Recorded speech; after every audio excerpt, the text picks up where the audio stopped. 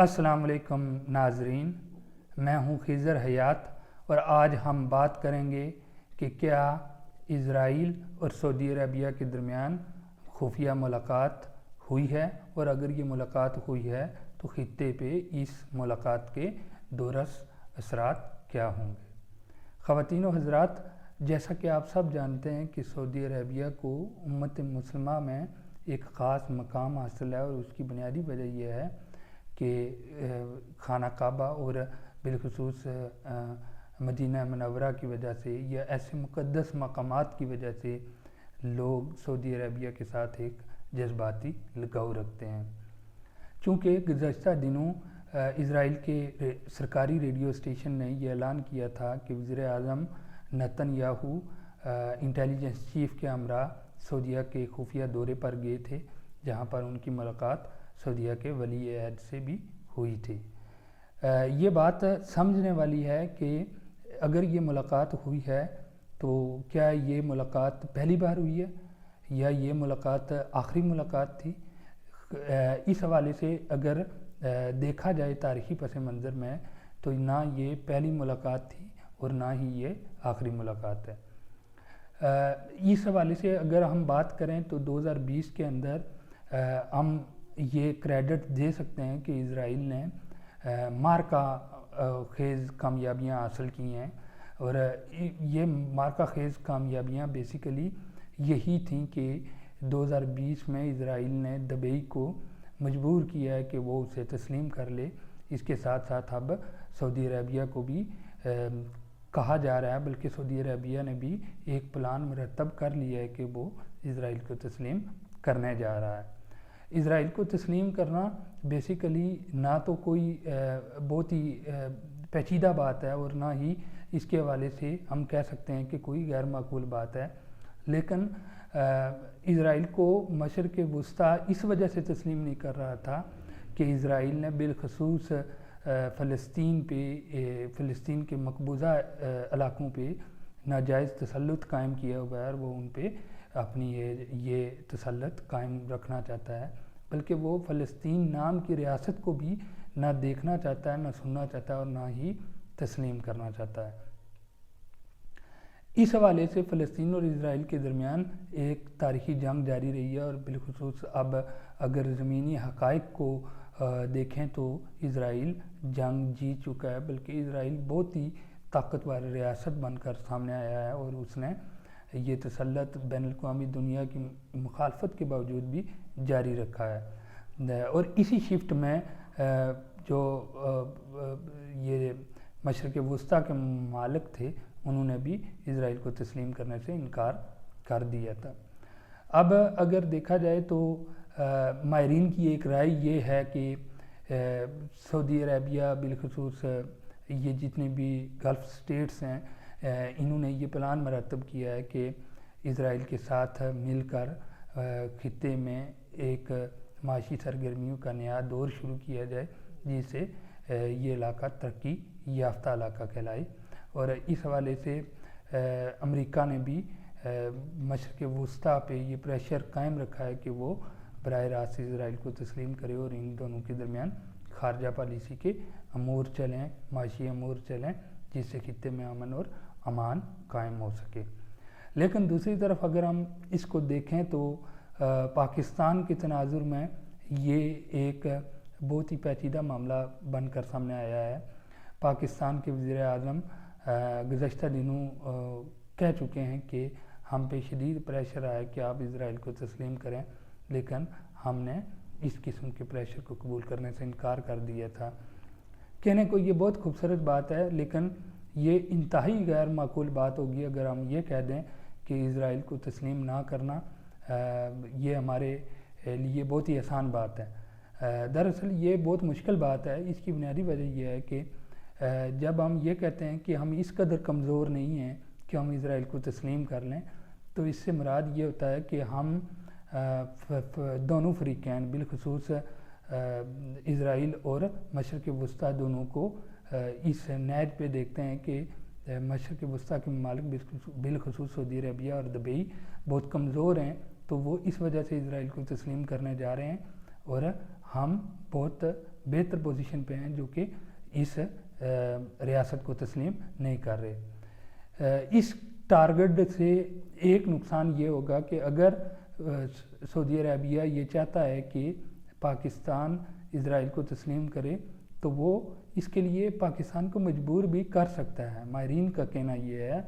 کہ اگر سعودی عربیہ چاہے تو سعودی عربیہ اور بالخصوص دبئی میں پاکستانیوں کی ایک بہت بڑی تعداد ورک پرمٹ پہ کام کر رہی ہے۔ سعودی عربیہ اور دبئی یہ بھی کر سکتے ہیں کہ وہ پاکستان کے ورکرز کو کم اہمیت دے سکتے ہیں یا پھر اپنے ممالک سے نکال کے پاکستان پہ فائنینشیل پریشر لا سکتے ہیں، جس کی وجہ سے مجبور ہو کے پاکستان سعودی عربیہ کو کے ساتھ مل کر اسرائیل کو تسلیم کر سکتا ہے۔ چونکہ ماہرین کہتے ہیں کہ ایسی پوسیبلٹیز موجود ہیں کہ ہمیں کسی نہ کسی صورت میں اگر یہ تسلیم کرنا بھی پڑے تو ہمیں کیا کرنا چاہیے، کیونکہ یہ مشرق وسطیٰ تو بالآخر اس پلان کو ترتیب دے چکا ہے کہ انہوں نے اسرائیل کو تسلیم کرنا ہے، اور انہوں نے اس حوالے سے فلسطین کو بھی کراس کرنا شروع کر دیا ہے اور اس کو سائڈ لائن کر کے براہ راست اسرائیل کی ایک ہی ریاست کو تسلیم کرنے کے موقف کو تسلیم کو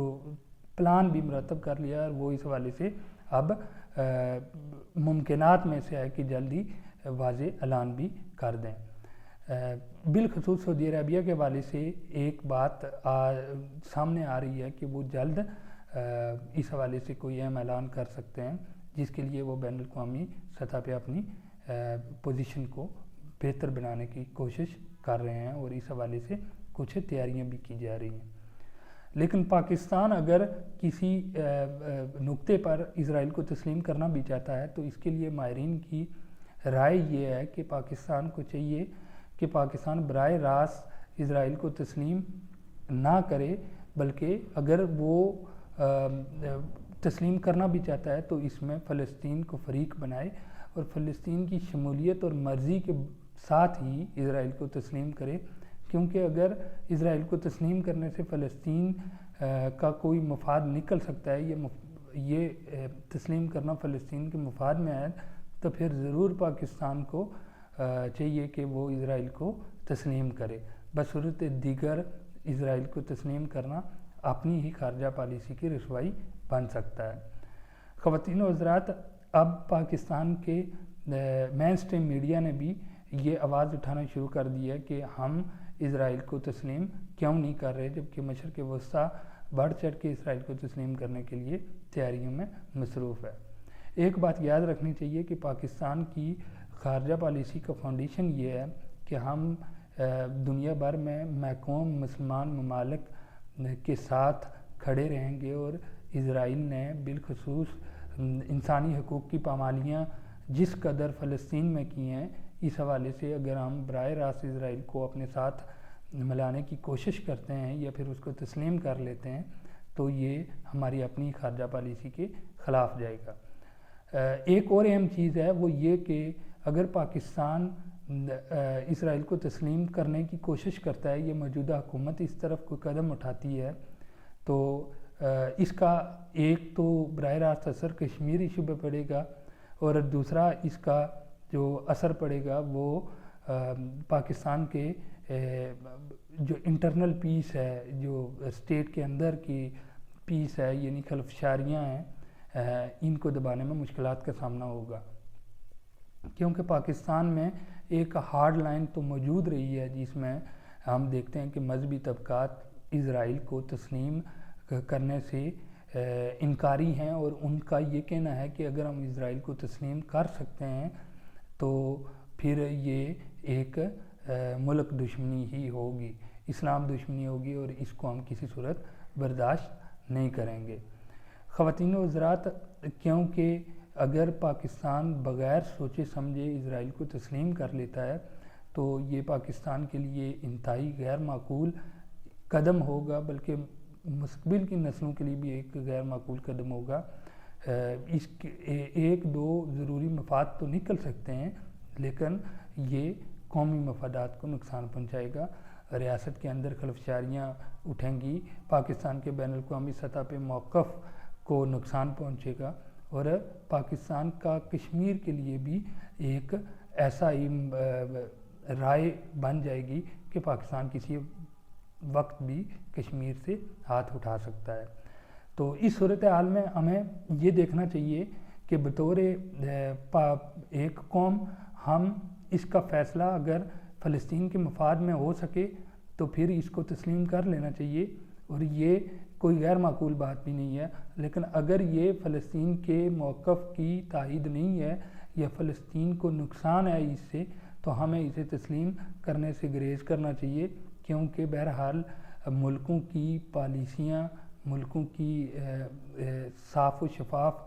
سٹانس ہی انہیں جو ہے نا ایک بہتر پوزیشن پہ رکھتے ہیں اور ان کی بین الاقوامی عزت میں اضافے کا باعث بنتے ہیں۔ شکریہ۔